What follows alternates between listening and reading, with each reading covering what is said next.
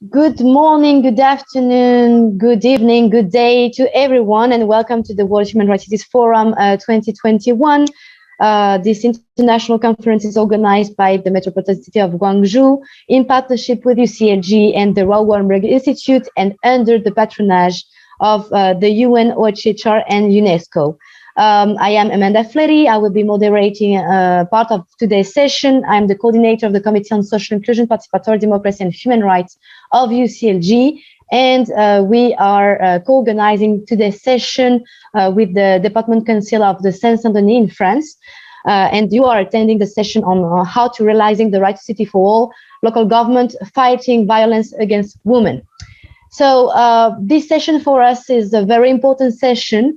It's the kickoff of the international project that we are leading with the Seine-Saint-Denis.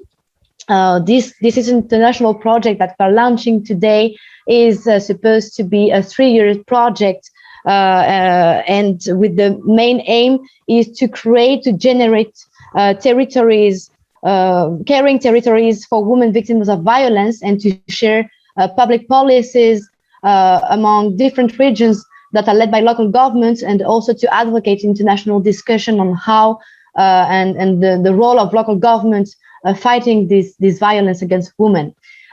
So we hope today to have very interesting exchange and discussion from different parts of the world, and of course under the wise vision of the Seine-Saint-Denis, who is going to share also their experience on the way they fight violence against women. So I would not like to take too long for this opening because we are already running a little bit late. And I would like to ask the organization if we could only please launch the video message from Stéphane Troussel. He is the president of the council, the Department Council of the Seine-Saint-Denis, and he will share his message for the session.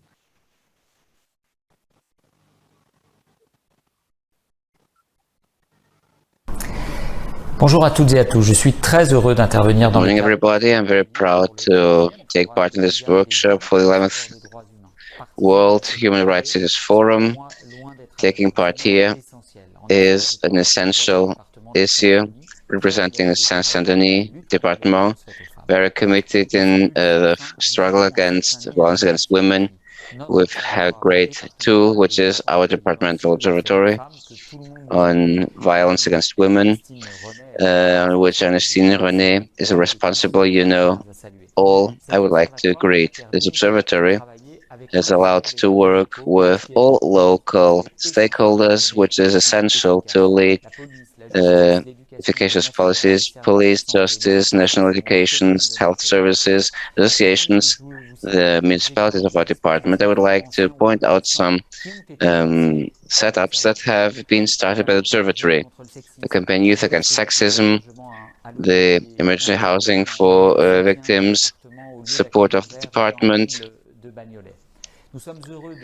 We are proud to collaborate with our partners, UCLG, within the FICO project, to work with the local authorities at the whole world against this violence through decentralized cooperation, which is extremely important. An international observatory against violence against women is a great idea. We are really proud to contribute.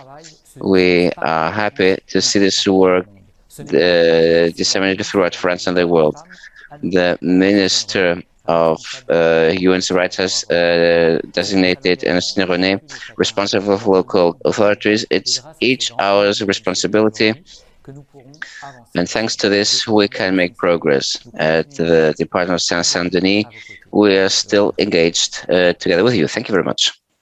We would like to thank President Troussel for sharing the experience of the Seine-Saint-Denis on this huge topic. I would like maybe to take 2 minutes also to explain maybe better what we seek to have with this project of caring territories for women victims of violence. We hope to have a strong collaboration between UCLG and especially with the Committee on Social Inclusion, Participatory Democracy and Human Rights, and with the Seine-Saint-Denis, and of course with all of you and all the cities who would like to join. a very powerful project to really defend this topic of violence against women and highlight the role of local governments to implement local policies to protect women in their territories.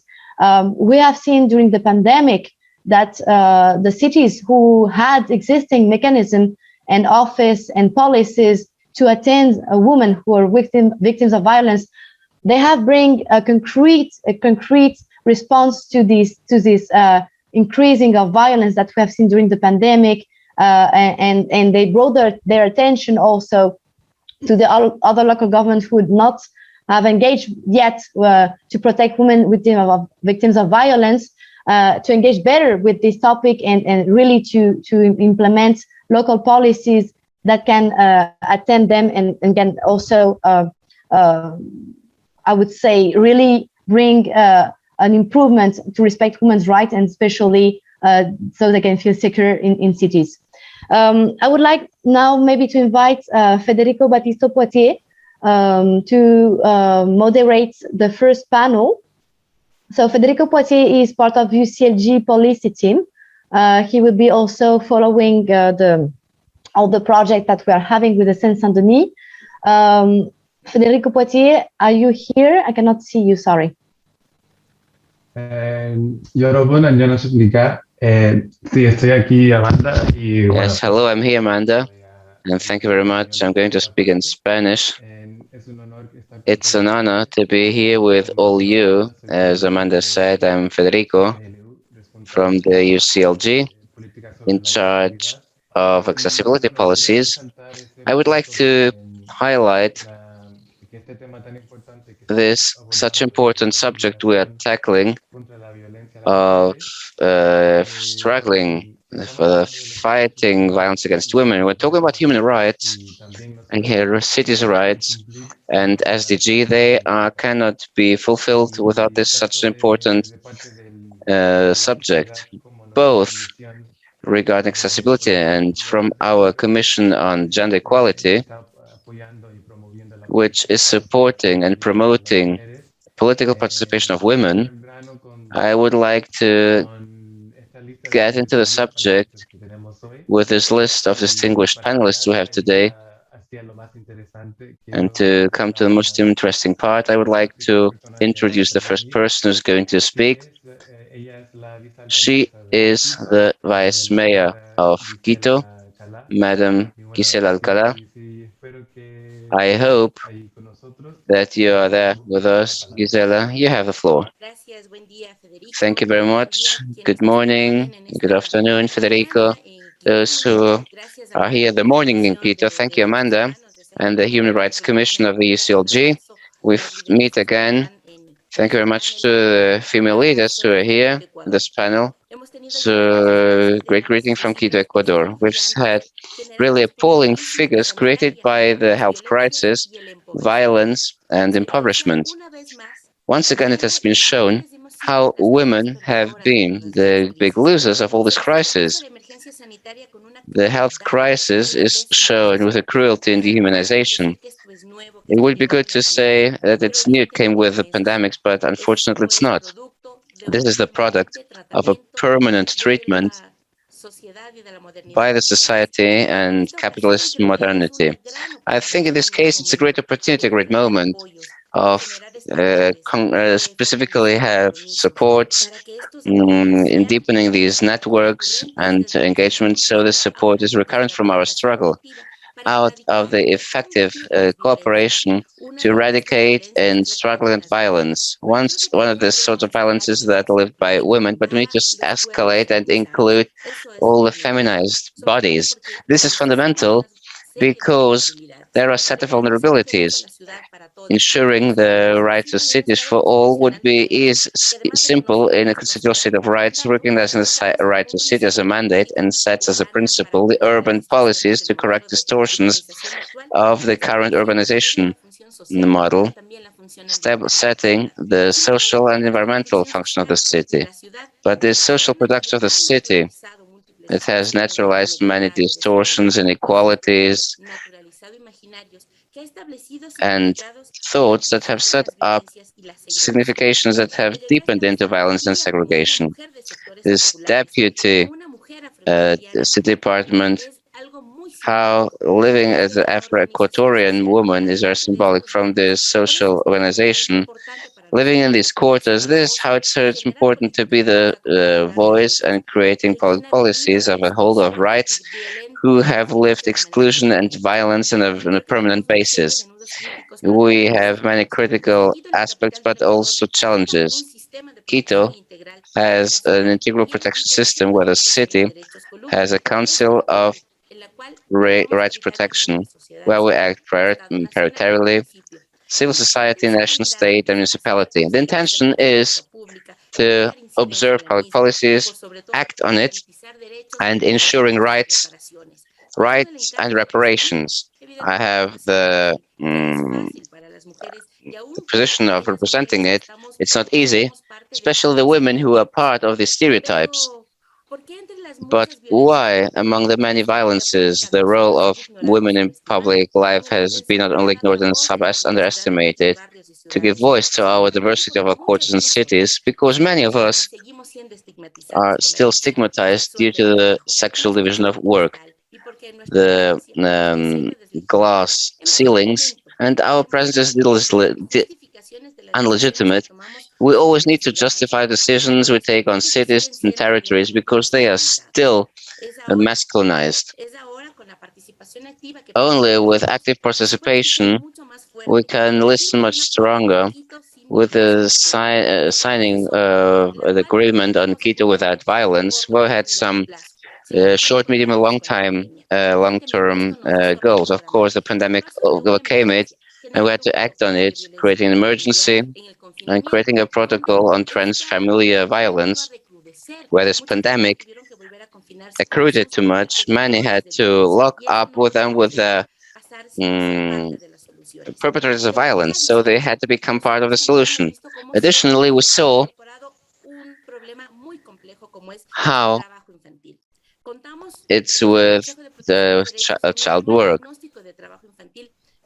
We have it done with the first months of pandemic to have as Quito the first national city having with an order for progressive prevention and eradication of child work, with all violences for the girls and teenagers who have the historic role of helping in work, in homework, housework. At provincial level, the September 21 news 198 femicides. 56% of victims were mothers, and 45% of acts were rural areas and 37 in rural areas. Between 18 and 25 years, there were most deaths. Quito has the first women house, which allows to host women, and we have given support to 83 lives. We've saved 83 lives, 54 daughters and 41 sons. For the first time, Quito in Ecuador has this integral protection system for women and adults, with this council creating administrative help aid, saving lives. Together with the justice system, we work with the Judicial Power Council to raise awareness on judges and prosecutors to foster the legal instruments with gender perspective. We make big efforts. They are not enough vis-a-vis so much violence and visibility, but most importantly, so much lack of sensitivity by the citizenships. There are many pains, which I'm sure that we all are going to create them in all countries, but it's important to generate these experiences. But it's important that you know that within our landmarks, Quito has a new city pattern. We're changing patterns. We're trying to create a metro culture that changes patterns of harassment and discrimination in public transport. We can understand how transport is not only moving around, but how it can change and democratize.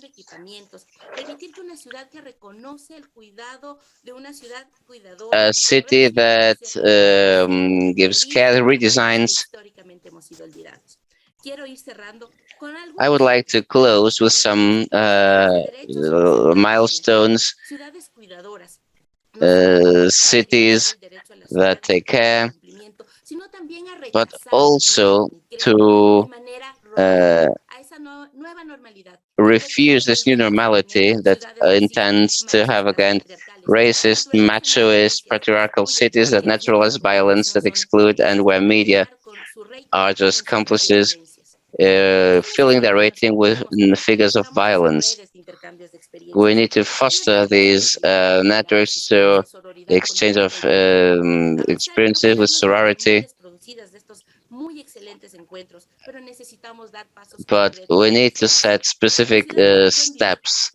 The cities for living well, it's necessary that we recognize that our cities are obviously masculinized, excluding, they discriminate, segregate, not ready to satisfy care. And the planning and design have made priorities for different activities and other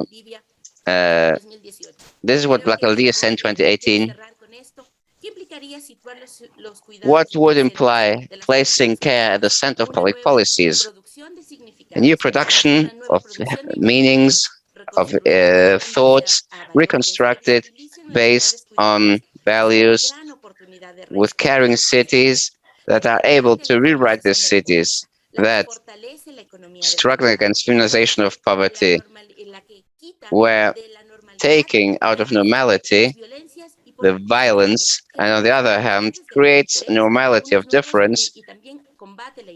It also fights against inequality. It's a great opportunity, making a true urban revolution, as Harvey puts it, where the change of cities is a change of societies. Based on that, we can serve historic debts and restore rights, having these material and specific rights. It's our great opportunity to revert it. How to change the city without changing ourselves?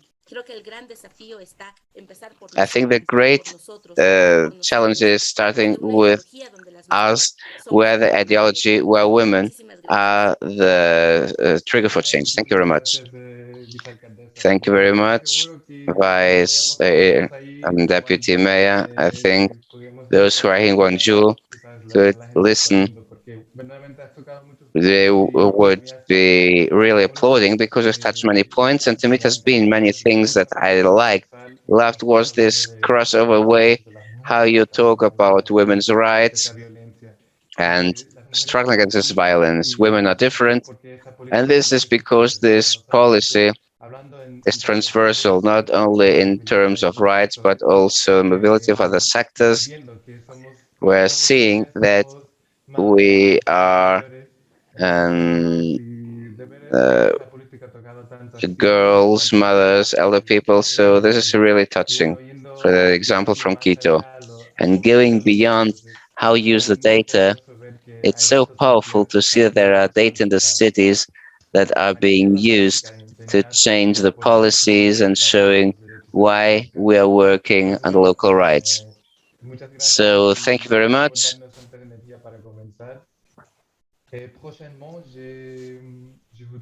I give the floor now to the Deputy Mayor of Libreville, and Christelle Limbourg. I hope you are there. Thank you very much. You have the floor. Good morning. Hello, everybody, and thank you very much and congratulations, Amanda, the coordinator of the Commission, and to all partners, because we are awaiting this project, because today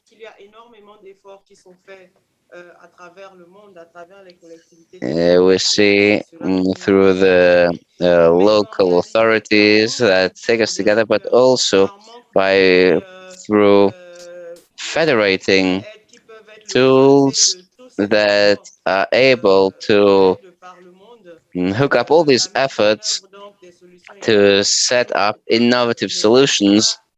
So we really do not see how they make progress as we wished. So we hope that with this observatory by Seine-Saint-Denis has set up, that it allows us to have a tool that to implement all solutions. We would like to share the best practices we are already sharing through our group.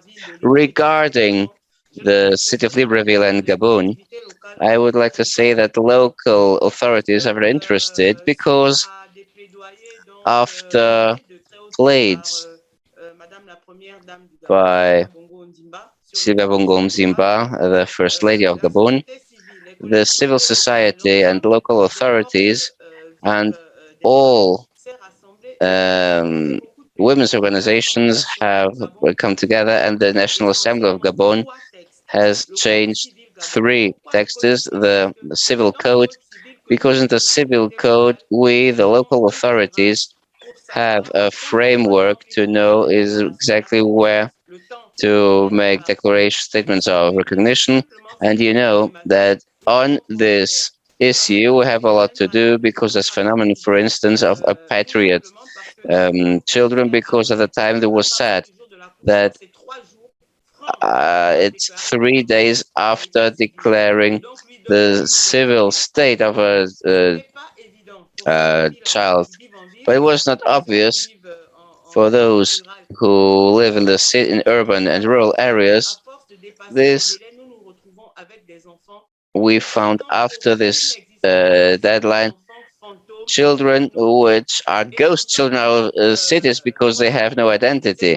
And regarding human rights, these children have rights to citizenship. So the change of the civil code, which considers new definitions such as sexual harassment, that has also affected our criminal code, because today there are measures that are taken in a way that women can quit their status as victims and can become fighters, because in Libreville we have created a space, women's house for violated women. We have created a green line, but women still have not integrated the fact that they can allow us to help them, to put it this way. They are very quiet. For instance, local authorities through women's networks, we are about to set up several campaigns to raise the awareness on the whole territory regarding women, to allow them to speak up, to break up silence, so they can allow us to benefit from everything that has been set up. And we believe that we need to have a framework, because this is something we need to do vis-a-vis the local international organizations. So we need to have some tools like the multi-party partnerships with the UCLG within this project that can help us to allow women to be aware and take up their own lives of violated women. Another thing we have, another action for work, is the position of women on the legal lists. so they can raise their voice and can make themselves heard. And we think that we need to create solutions. So today there is the struggle that has been not won yet of the position of women in voters lists. So we also are about to make the plea that on the whole territory, elected women can organize themselves, so the political parties and the civil society even can be quite flexible in organizing themselves to give visibility and not only placing women on lists, but at a position where they can have their voice raised. I would like also to say, to finish on the city of Libreville and the local elected women in Africa, that we are in a framework of awareness raising and training our political representatives. We are trying to find the means to allow that all elected women can guide themselves on budget planning sensitive to people, because we are trying to tap resources to consider certain aspects, certain issues, but today the local authorities don't reflect the struggle against gender violence. We try to seek assistance, so the whole territory, the representatives who are in charge for budget, are trained on gender-sensitive budget, so the actions, as I have described them before, can be carried out. And finally, I would like to thank the organizers of this great session. I would like to tell Amanda that we have a project because we said one violence hides another one. There is a phenomenon in certain places, I think it's pretty much throughout Africa, where there is no power, no power at the health centers. And you know that a woman that gives birth in the dark, this has an impact on the future of the child. And we have a project on which we really ask support, which is to provide certain number of health centers with power, even solar power. So this right to life, we cannot refuse to these children, is provided under conditions that respect human dignity. This is what I wanted to say, what the women of the network of local elected in Africa do in the national chapter. Thank you very much. Thank you. You've touched upon lots of different elements, and I could ask lots of questions, but we need to move forward. But I'm sure that at the end we will have several minutes for questions. And something that I would like the participants to think about is how can we, with the policies that we have, with the campaigns, how can we speak out loud this silence? Because this is a silence that stops populations from being part of the society. Okay. Now to switch on, because we're not doing very well with time, I would like to go to Latin America again. I would like to go to Mexico with the Sub-Director of the Area of Inclusion and Social Well-being, Angelica Olivares. You have the floor. It's a pleasure to be able to share all of the actions that we have carried out preventing violence. in Iztapalapa. For those of you who do not know where Iztapalapa is, I would like to let you know that Iztapalapa is in the capital of the city of Mexico, and its characteristics. So I was telling you that Iztapalapa is an entity which is in the capital of city of Mexico, Mexico City. It's the largest in population. We have 20% of the population. And this means that nearly 1 million of our population are women. Since we are at the periphery of the city, we have the poorest population of the city, and we are an entity where there's lots of traffic going on towards the city center of Mexico City. But basically, we are a place where people come to sleep, but they do not usually live in the center. So we carried out a diagnosis. It was important to us when we got into the city council. We wanted to know what the situation of gender violence was and against women in Iztapalapa. And we wanted to implement some strategies that could meet their very specific needs. This is a map from Iztapalapa, and here in pink we can see the places where there's greater and less violence, and in stars we have rapings.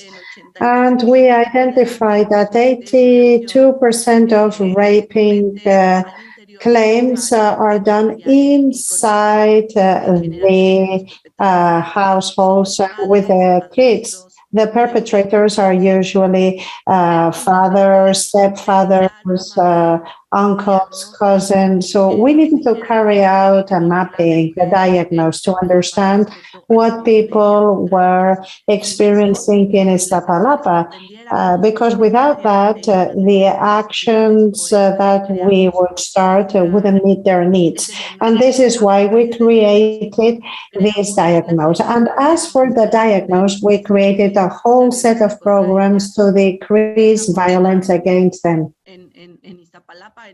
Unfortunately, in Iztapalapa, as well as in many parts of the world, violence against women, although this is public health issues, and it's a problem that affects half of the population, and it's a problem that has been present for years and that places us women in an inequality situation, it seems like helping them against this violence. It was like an issue of political will. And those who want to do something is those who implement public policies and actions.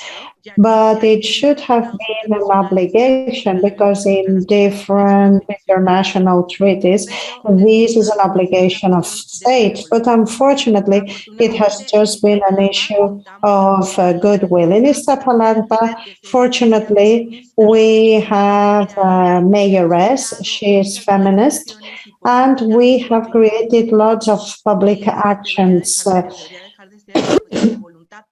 and public policies. So now this should be an issue that everyone should have a free access and guarantees, such as in the international charters. So in Iztapalapa, we wanted to help women, and we did, for example, a way for women that could feel free and safe.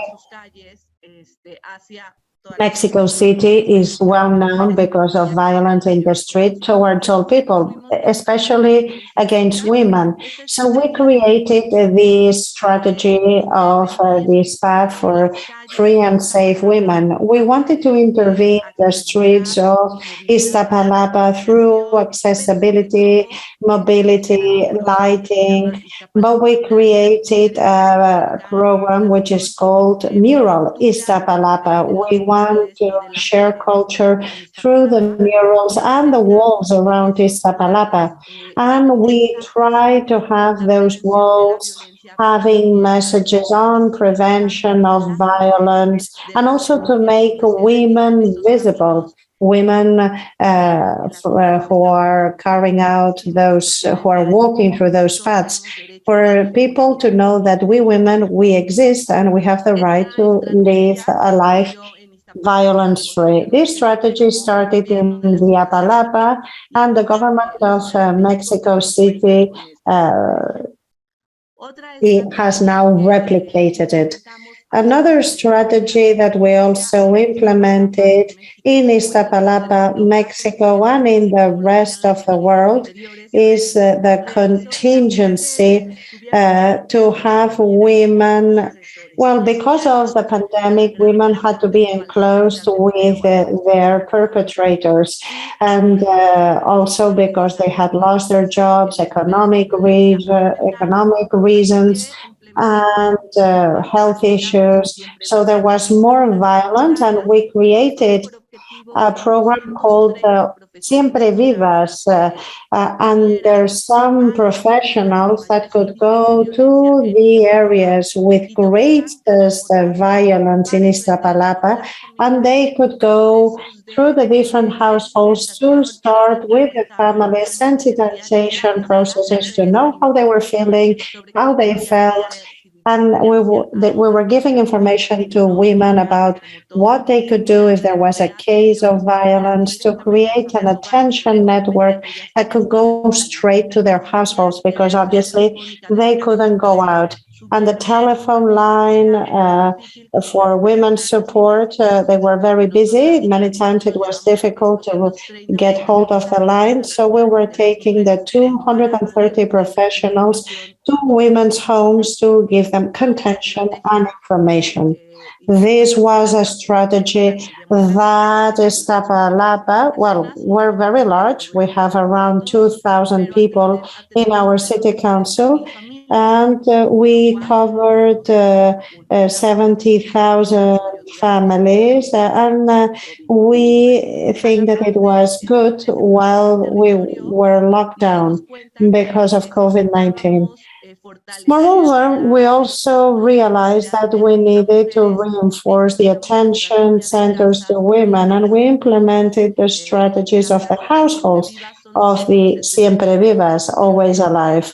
So they are there to help women, not just because of violence issues, because in Iztapalapa, as in other regions, we see that it is very difficult for a woman to say that she is experiencing violence, or that she can go to a place where they are just helping out women who suffer from violence. So in these homes, we give a comprehensive service: health, physical activity, nourishment services, cultural activities, psychological support, and also violence. So then women can go there for other reasons or with any other excuse, and once in the homes, they can ask for the specialized attention, specialized in violence. We have 11 houses right now. We started opening them in March this year. And we hope that we will have 7 more homes. The mayoress not long ago wanted to continue with her second mandate of Iztapalapa, so we're going to be able to guarantee more services for women. Also, we offered women who suffered from violence these patrols to defend women. In Iztapalapa, there are several patrols that have as a main objective to respond to these calls of women who suffer violence. So they are specialized so as not to re-victimize women when they help them out. And finally, 2 more programs that we implemented to prevent violence against women in Iztapalapa. We have women studying, mujeres estudiando. This is one example. We women have had an unequal access to our rights, and this has had an impact in our quality of life and also in violence, because when we depend towards the perpetrators, this means that it is difficult for women to get out of those violent circles. So we boosted women studying. And this is a program for women to continue their studies or to go back to studying so that they can have better job opportunities and life opportunities. These are for women who are older than 30 years of age, because usually because of our role, women stop their studies to take care of kids, and we give them a grant so that they can go back to studying, and we accompany them throughout the whole academic training. We give them primary studies up to university.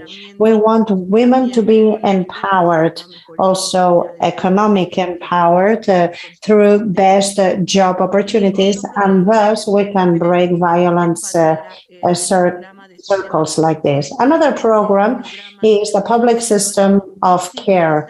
And with this program, we want to make visible the care actions that women carry out. Because usually they are in a disadvantaged position versus men because of this, and then they have less access opportunity. Our historic role has told us that we as women have the obligation to take care of other people. And obviously, this has an impact. We cannot finish our studies. We cannot go out studying. So we give them some support because of their tasks, caring tasks. So we try to make them visible, and we want them also to understand that the efforts that they carry out, obviously, thanks to those efforts, other people can continue with their tasks, and they have an economic contribution in Iztapalapa. This is what we did when there was lockdown because of COVID-19. Some other programs were already there, and the objective is to make visible and to diminish or eradicate violence against women. I think it's good to mention that Iztapalapa is led by a woman, and as many of the representatives and the countries that we are here, it's the same thing.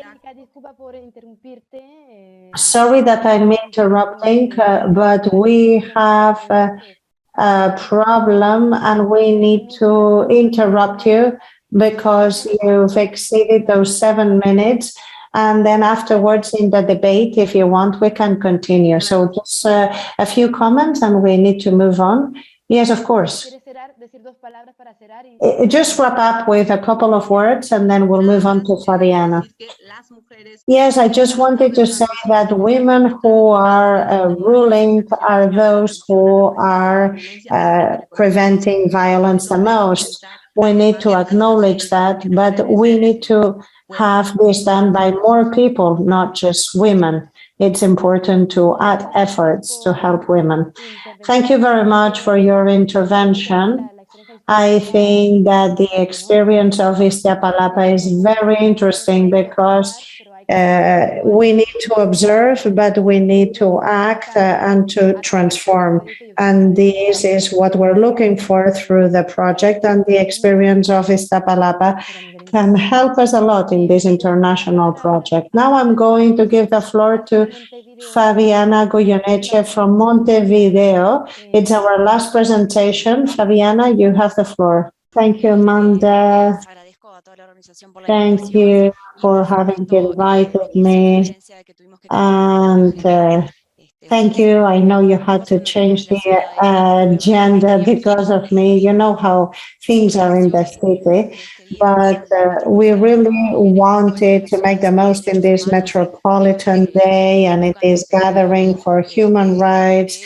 So we in Montevideo, we wanted to be present. We also had Carolina Jose sharing the experience of Montevideo as caring cities, because we have this objective, especially right now, after this pandemic that has challenged the world extraordinarily. And it has made us think as well that we had another pandemic that we were maybe not talking about that much, which was the gender violence. So it was important to participate. Montevideo has a long history in working on gender equality policies, more than 30 years.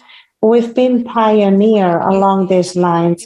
And we were the ones who created the first public policies mechanisms for women in our country. And we're a reference for national public policies in gender policies. So we are proud of this because it's an example that cities can be committed with this topic. And what we're doing is good not only for the citizens of the city, but we can go beyond the cities.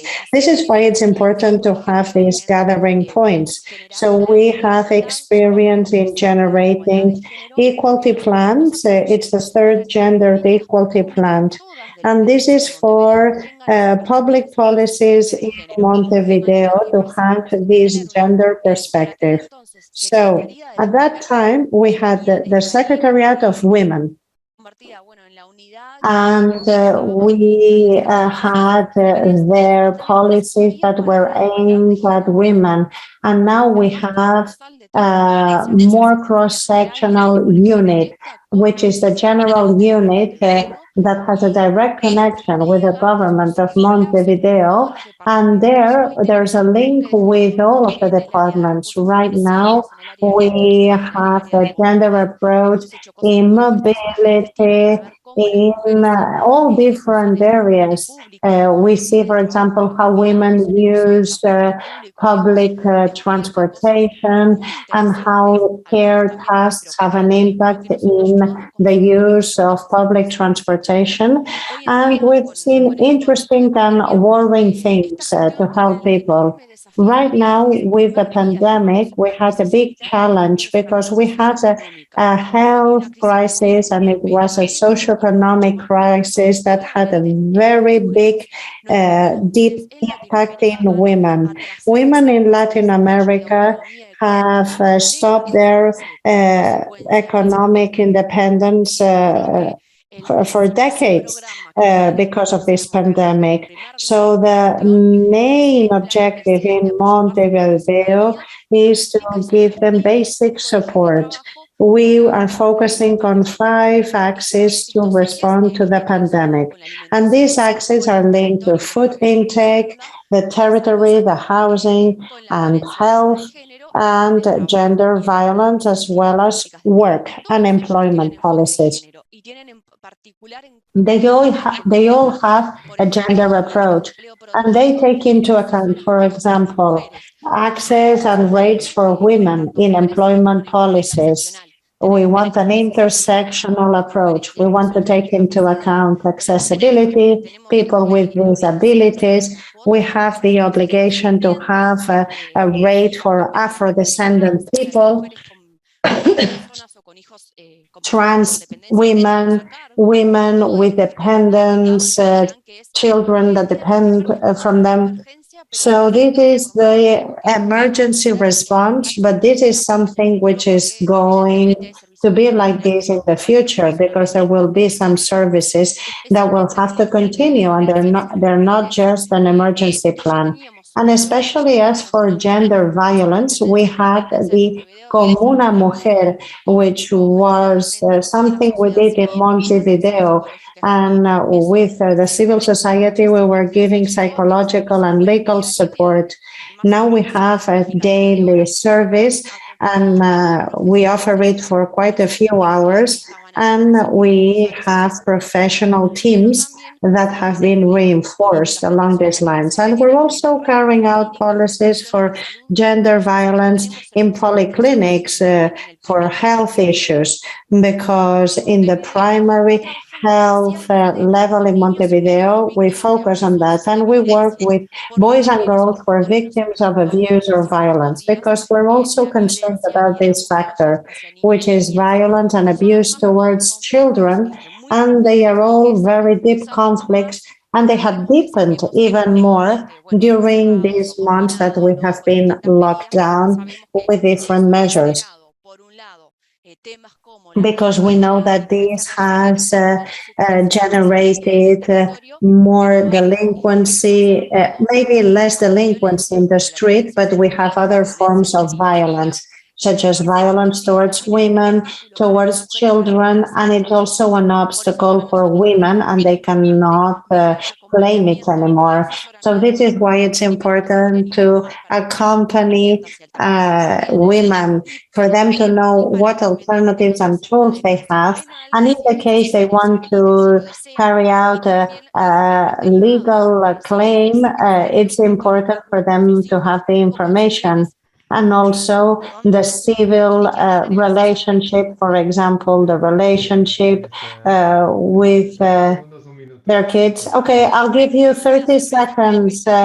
Thank you, Federico. I'm just finishing. I just wanted to tell you that for Montevideo, and right now with the new women representatives that we have, for us, gender is very important.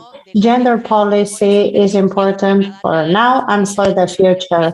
So Carolina Cose and Olga Otegi and all of the team in Montevideo, we want to collaborate with all of the cities in the rights for women, girls, and adolescents.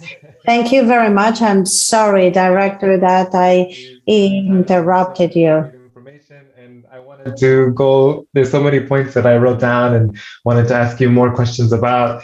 Unfortunately, we don't have the space for questions at the end, but I think just thinking about, how we take that data and really turn it into something, these programs that are transversal, and we take gender and the rights of women outside of just the social, but also looking at the economic impacts.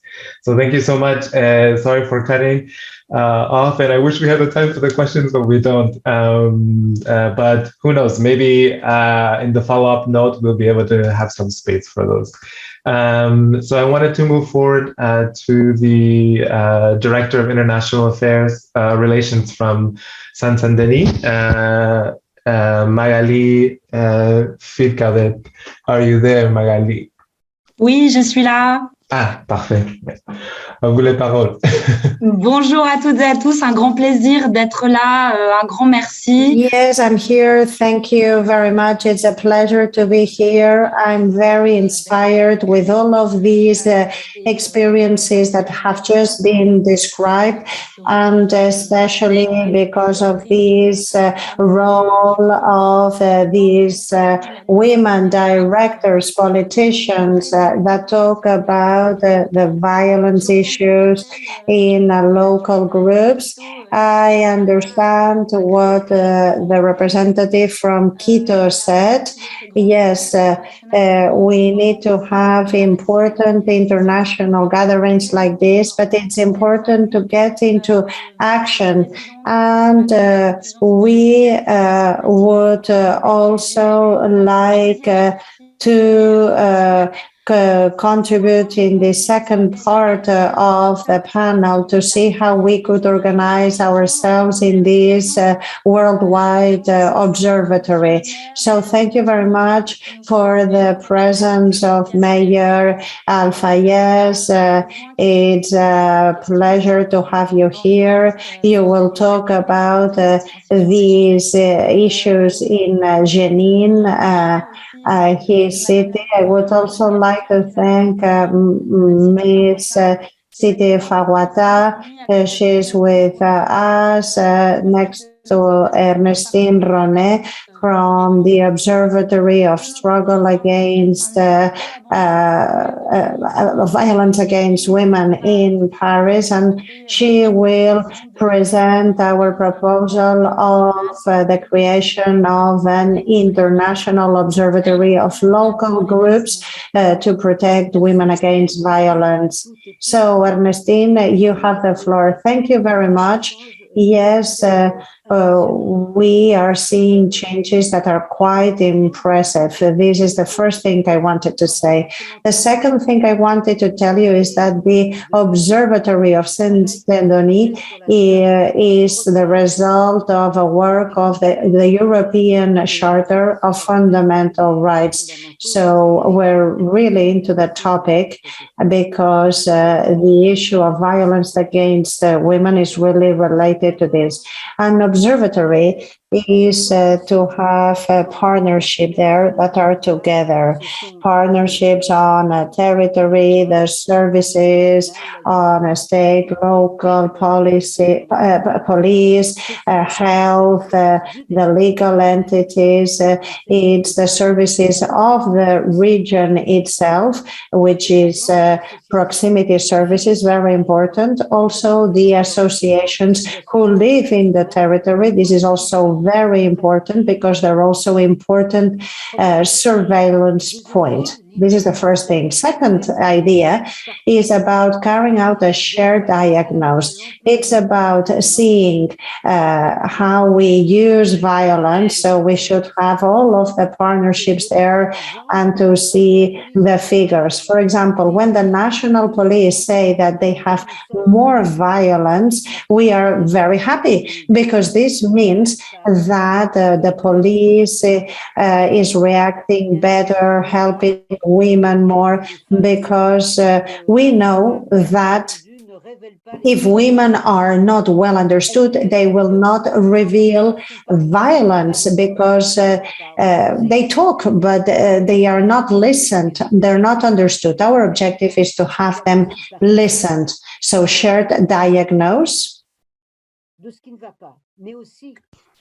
of what is not working, but also existing resources, because I said that there are many resources on the territory. Of course, they are not enough, but however, they are there.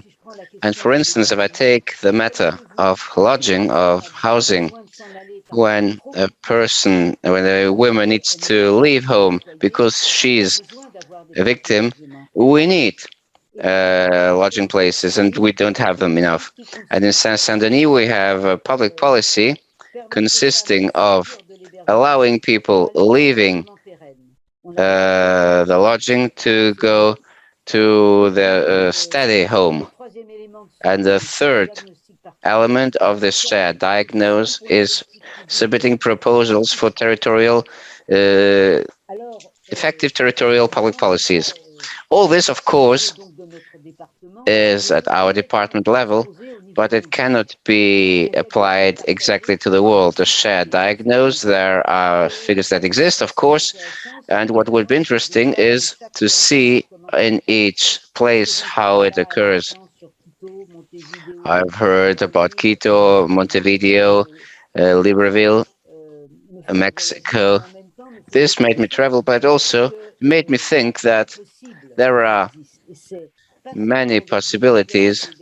Look not only at the width of the damage, but also the possibilities. And to us is taking the best, sharing the best practices. This is what we need to do with this international observatory. I take 3 examples from Seine-Saint-Denis. We're going to meet as well. From Spain, we in France, we took the protective decrees that exist in Spain.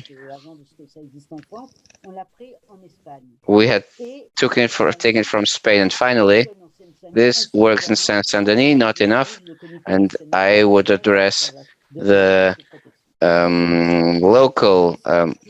the National Steering Committee. Second, also from Spain, hotline for deep danger when you're put in touch with the police. who arrive within 4 to 10 minutes in an urban area, saving lives. And in Seine-Saint-Denis, we have more than 150 women who have benefited from this.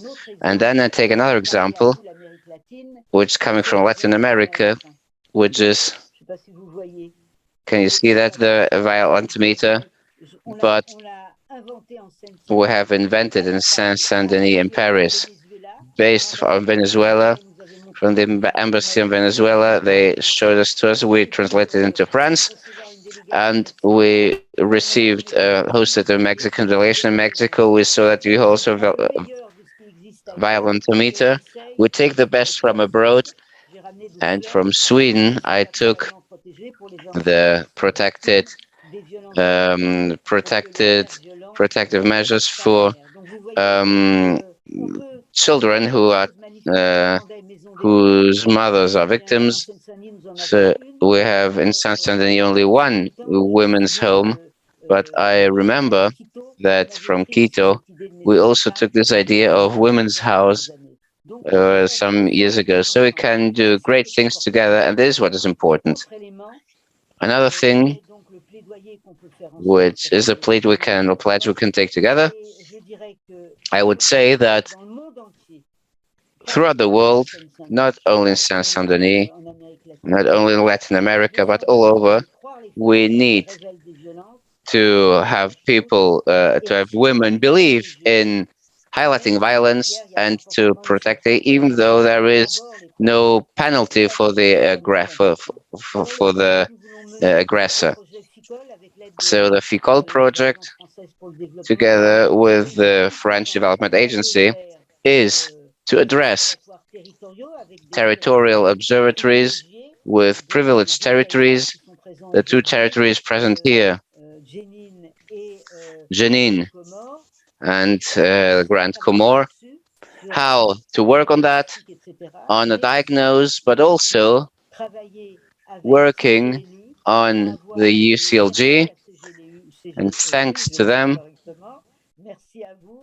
to you, of supporting us in this project, for both providing an adapted website that allows us to take up all best practices from all over the involved territories, also making a website that allows training, because without training, nothing will work.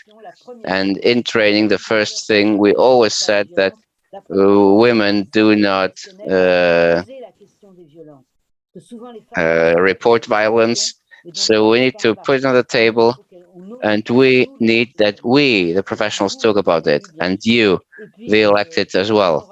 And then we'll have an international charter of struggle against violence against all women. So together with you, with UCLG, and finally, a final capitalization in Seine-Saint-Denis, it's a good moment where we are going to look around all we've done, to follow, see how we can pursue it together. And finally, we'll raise awareness of the of your countries at Seine-Saint-Denis, because all inhabitants are part of it. I'll finally say that violence against women is not a fatality. Their cause is the domination of men over women in our society.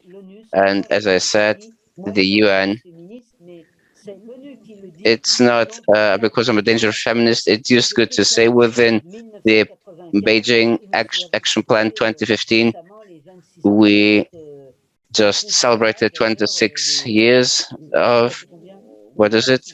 Yes, 26 years.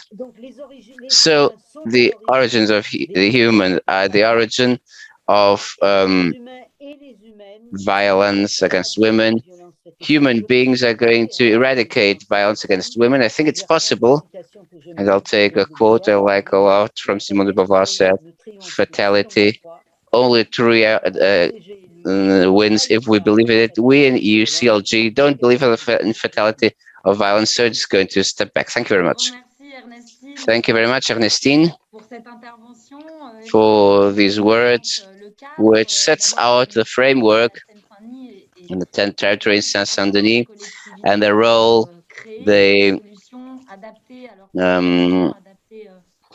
local authorities can create, adapt to the needs in approaching the inhabitants, and our proposal to creating an online training and meeting different local authorities at the UCLG in the Social Inclusion Commission to take this matter to the whole of local governments, but also other national governments and United Nations, so they commit in struggling against violence against women.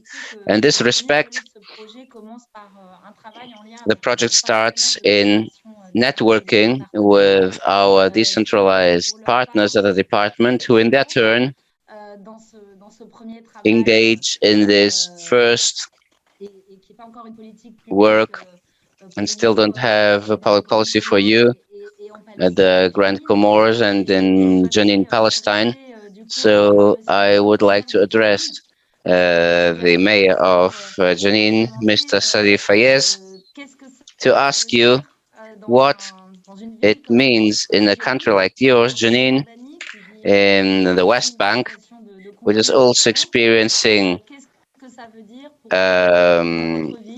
bad situation, special situation. What does it mean in engaging in against violence against women? Thank you very much. You have the floor. Good morning, everyone. Good afternoon, everyone. Good afternoon.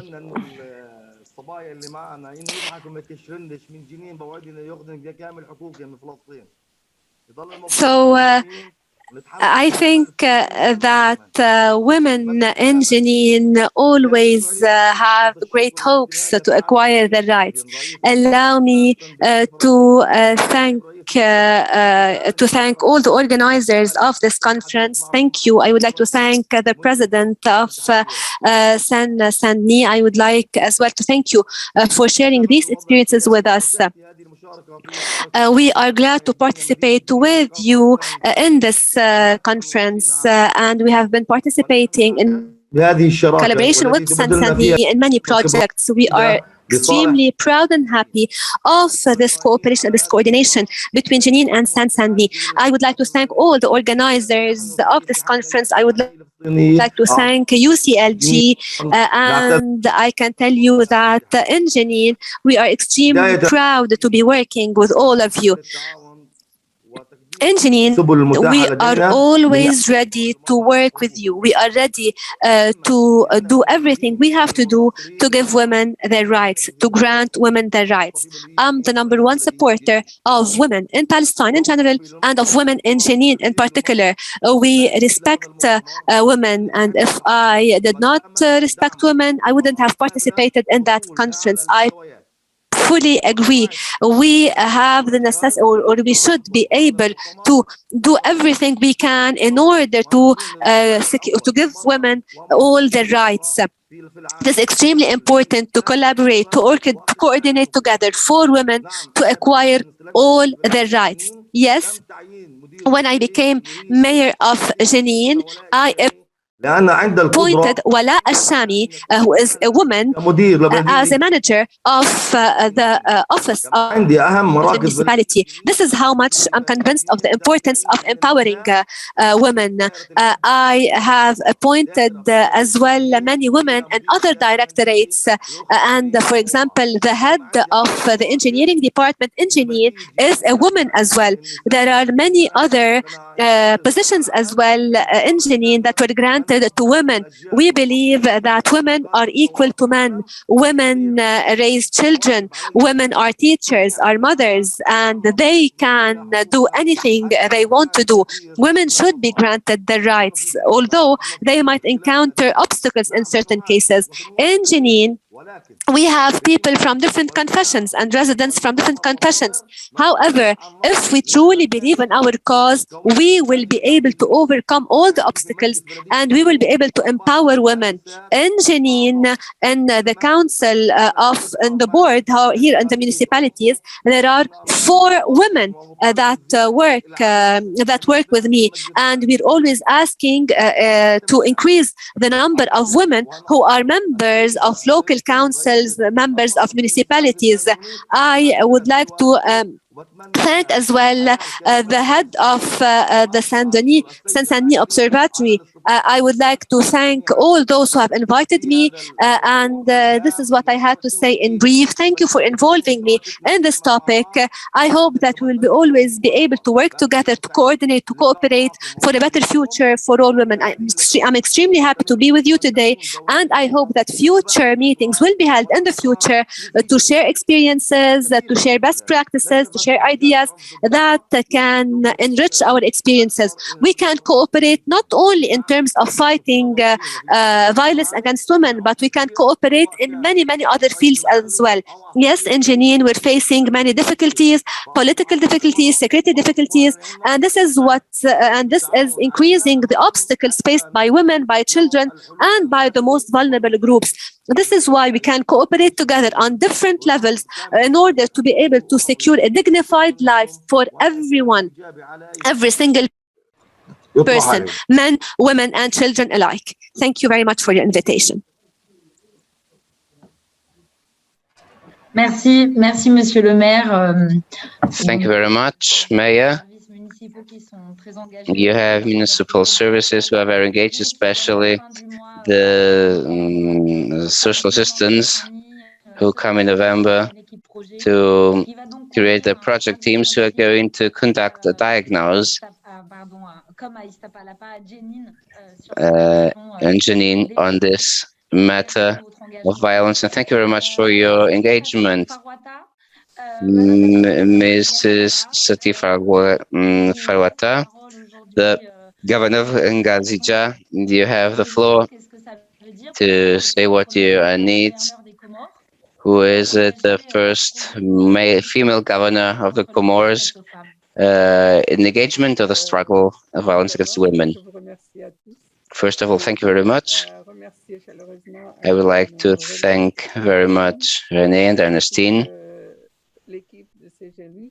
and the UCLG team who has invited me to share in this exchange that is so enriching. Being the first female governor is something very delicate. It's very delicate, but at the same time, it's very important because in my country is a Muslim country, 100% Muslim, and very much anchored in traditions and customs.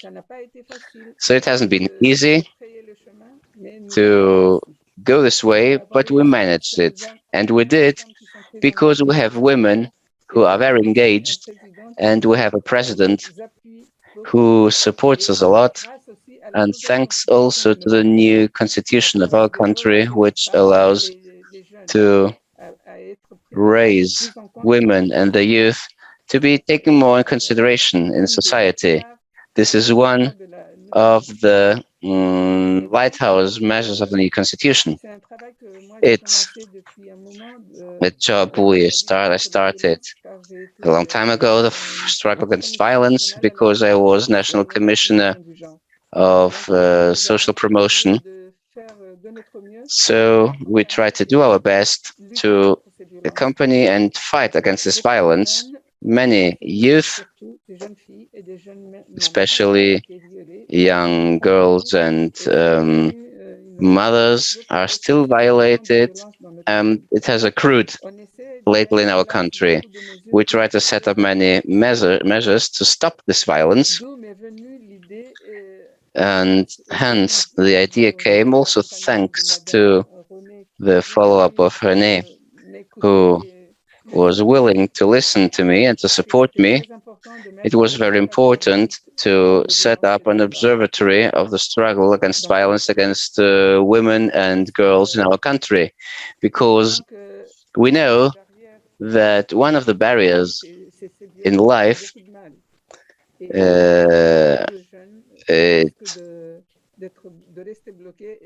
many youth risk of being blocked and as women and cannot fulfill their life goal. So we engaged in the struggle, and we still hope that one day we together can wipe out this plague. And we have made progress because the President of the Union of Comoros just approved the law on the reformulated criminal code, and it has hardened the penalties, especially for violators, for rapers, and would like to congratulate to have made progress here. We work together, and also this listening, this has helped us to listen to rape victims and to accompany them psychologically in providing the first care and see whether there is any ground for having a legal accompaniment.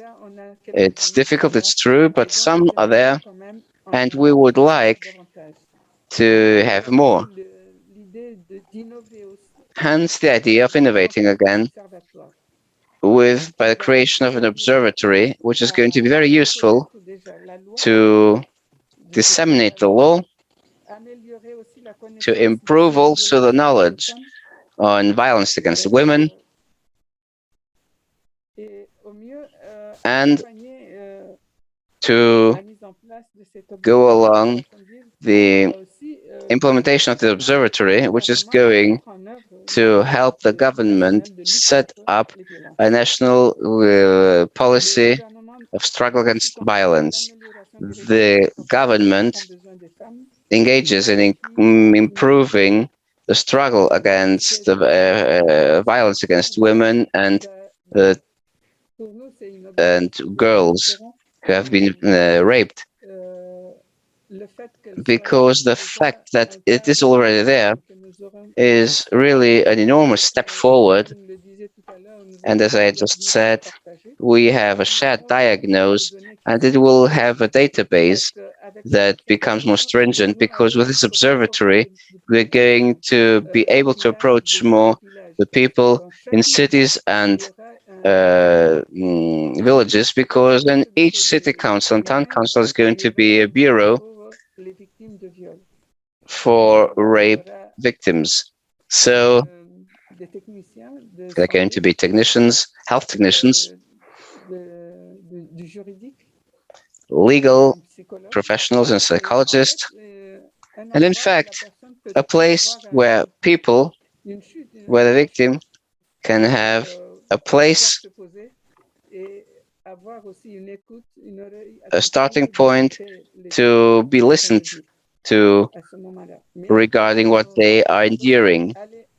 But we're going to go much farther with this observatory,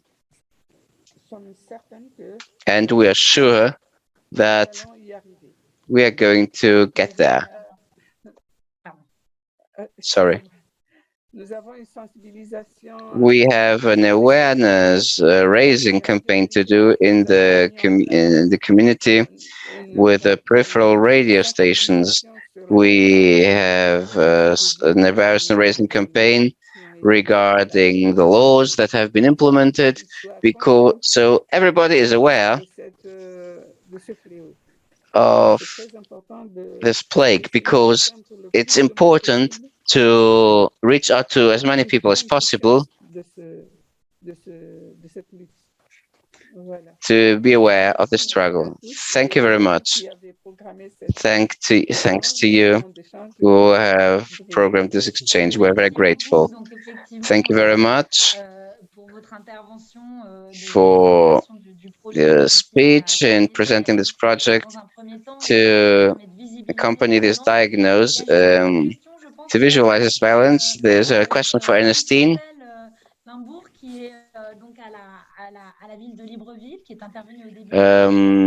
Fistel, on the issue, would like to know whether there's going to be training sessions to allow to have a territorial diagnosis on the violence against raped women.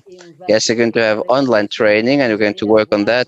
You're going to see this year, you're going to have some things on the diagnose, how to elaborate the diagnosis. Thank you very much for this question. And I understand that you're already eager to work with us. So thank you very much. Thanks a lot. So it's the president of the African Network of Elected Women. So we'll have a lot to talk about this question. Well, Mada, it's up to you to conclude. Perhaps you can come back on the action program of the World Network of the local governments. As we have 6 minutes, I give back the floor to you. And thank you all. Thank you very much, Magali. Well, some additional details. The deputy mayor said it's fine to meet at international conferences. We'll see how we go beyond that and we engage on this project. There's going to be an exchange that's going to be organized bilaterally between different cities and different departments who are in charge of women, with relations within the UCLG. There's going to be a regional training with Latin America. There's going to be one in Latin America, one in Africa, and one in Asia. And we're going to have the final conference in 2024. And as Ernestine said, an online continuous training tool on the public policies in struggle against violence against women. So we're going to publish all the contents to create this online training that's going to be accessible on the CGLU platform throughout our networks. We're going to also have some theme dossiers on the different subjects. We're going to generate overall knowledge, training, learning for the local and international pledge for this project. It's a program where we count on your participation to make progress throughout the project. We've heard also from the speeches in the first and second panel of the dimension, the legal dimension, how the judges, the police work, all the other sectors of the municipality, all the fields of action, and how we articulate all this at different levels. We had the attendance from Libreville, who shows how we work at a local level with a national intervention. So we try to hook up on this project and try to have multifaceted dialogue from the local perspective, but also including partners that can be national, that can assist the local governments to develop public policies in the fight against fighting violence against women. Also to explain how the pandemic has sought to change the public policies fighting violence against women, because women need to take up their lives, but also finally they have to come back to their homes. So in door-to-door work, this is something that's interesting to highlight. Magali, you want to say something? No, sorry. There is a participant from Korea want to speak. It's a final thought that came into the chat. Well, I'm just going to conclude by saying, okay, we share the interest of the Social Commission on this international project, and also to take within the UCLG and international meetings the specific question of violence against women. It's not easy for the local governments. It requires courage to be tackled, especially it's within the private domain. It's not always clear to go towards authorities and local governments. So thanks a lot to the local authorities who have taken the decisions and taken the responsibility guaranteeing the women's rights, as Ernestine said, in struggling against violence. And we all have heard since the pandemic, even though it's a problem that is much older. So I'll finish on that. Perhaps a question. I have no access to interpreting. So Magali, I give you the floor. Yes, it's really the occasion of thanking Amanda and the Social Inclusion Commission of the UCLG to thank this project, and especially the city of Gwangju, who is the world capital of the world human rights citizen. We hope to meet again in live in the coming years, because I know that Gwangju, there are Korean cities that are really concerned about this matter and would like to have resources to take up violence against women. So just a testimony of these participants. I am a citizen participating from Korea. I would like to thank the panelists for the very diverse and useful in Korean society, violence against women is often minimized and neglected. So often there is violence within married couples, and the gravity of violence against women is not considered as long as there is no serious injury. It's difficult to keep the aggressor apart from the victim. It's a reality that is not there is legally accepted. I would like to know how the cities in the world do that. I think it's important to read to you this testimony of our Korean hosts, the city of Gwangju, and the owners of the World Forum for Human Rights. We'd like to thank you very much, and we hope we can involve them in our network. Thank you very much, Magali. I think we're going next year's forum on the regional training, and precisely this leading role of Gwangju, and we hope to have an information at Asian level. I see also that Bahram Desi from the High Commissioning of the UNHCR, how we can work on that. We can work on this. I think it's very interesting. Thank you very much, Bahram, for the interesting of this project. Magali, perhaps you would like to say something on that. No, I think that, well, Bahram, you know well that there's the big declaration, but then there's the implementations, and the local groups are very important to implement the human rights, and they take into account the specificities of the territory.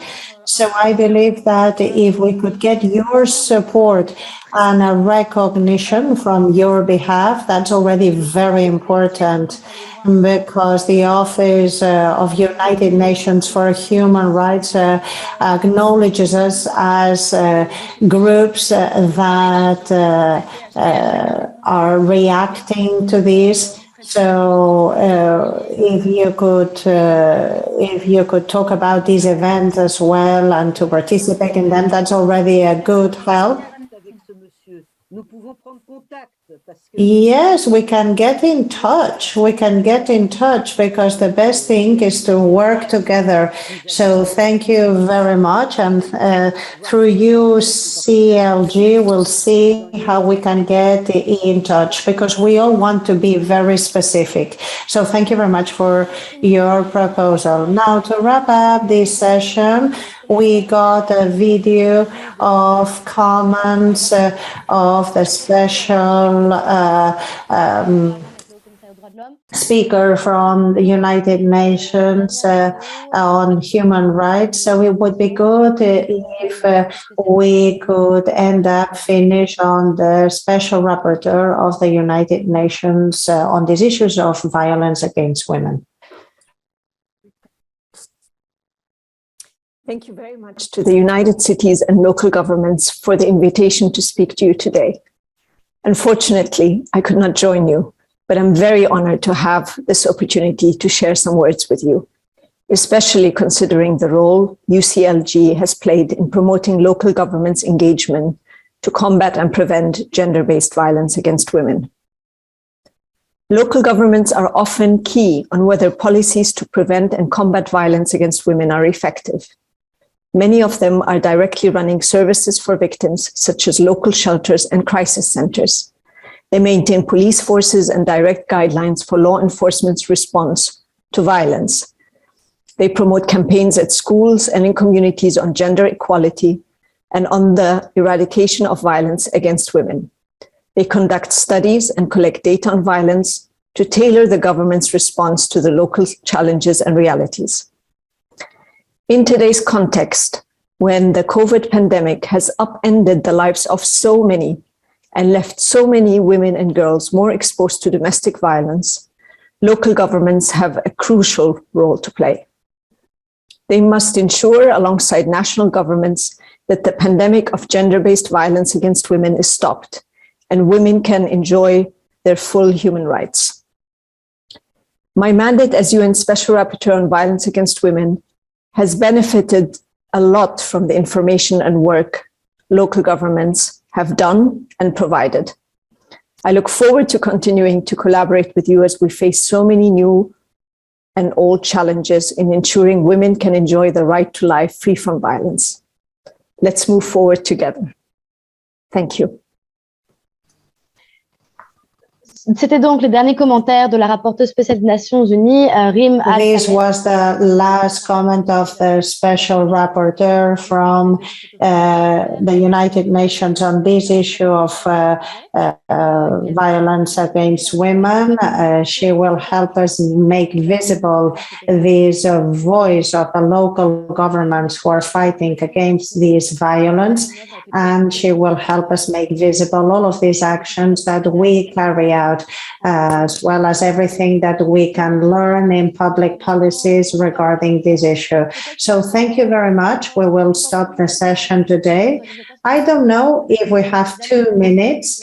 Maybe if we have 2 minutes, we could give the floor as a final conclusion. I don't see anyone against, so I'm going to give the floor to Anne-Christelle for a last message.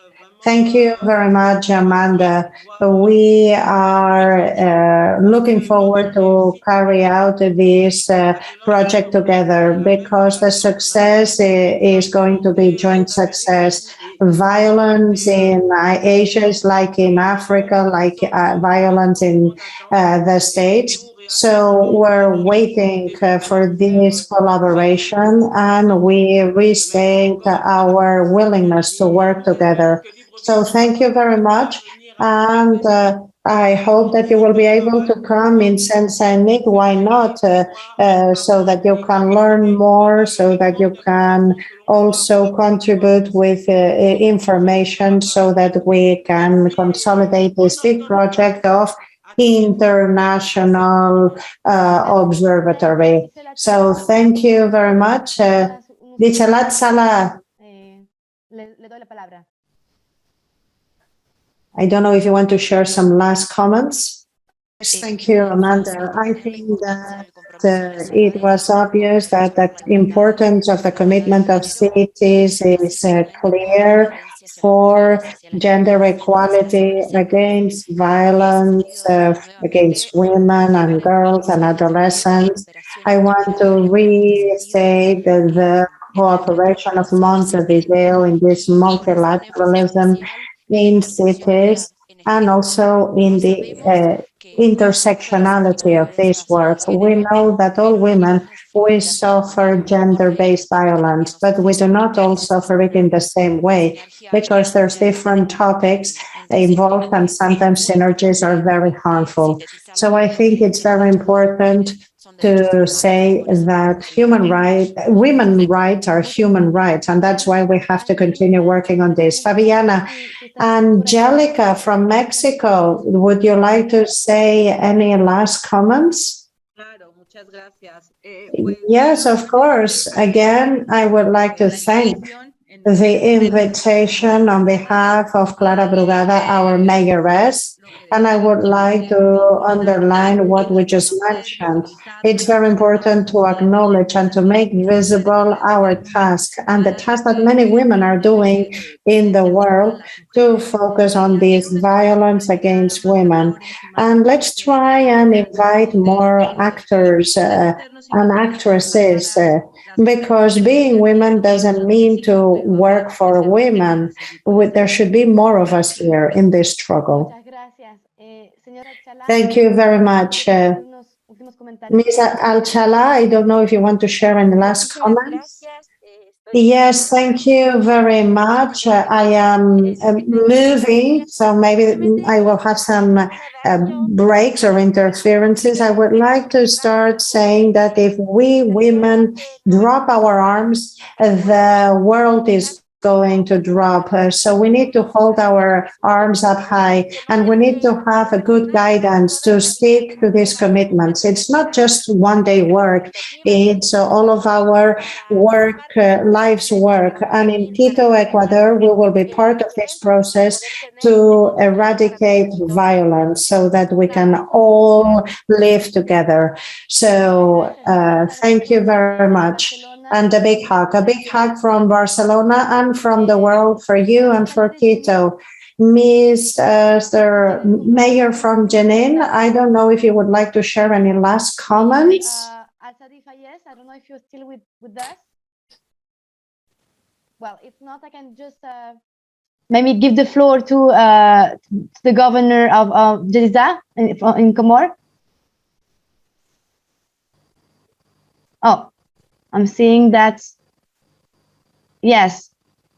Tout d'abord, je remercie encore une fois.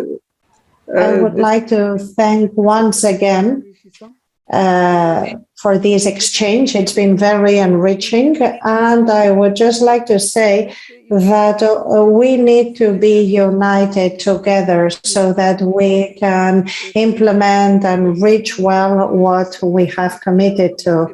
If we're here today, it's not just random, it's because we have something to contribute with. So let's gather together and let's be trustful, because if we are confident, we will be able to get where we want to get. From Jenin, we have Maysoon, who is online. If you could also welcome, it's a pleasure to have you on board. If you would like to share some final comments from Jenin, you're welcome.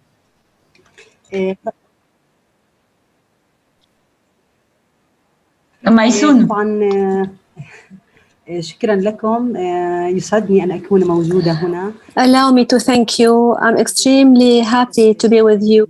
The mayor had to leave because of something urgent that happened. We're extremely happy to cooperate with you, to coordinate with you. We hope that we will be able to work with all our partners, with the Observatory from Seine-Saint-Denis, and we hope that we'll be able to work with them and with all our other partners for a better future for women. We feel that women are not left alone. Together, we are stronger. We hope to be able to benefit from the best practices, from the sharing of experiences. Thanks to this experience, to this chance and opportunity that is given to us by UCLG, we hope that Palestinian women as well will be able to play a more important role in the future, because we have a lot to say, we have a lot to talk about. We are victims of violence and oppression in many cases, in many situations.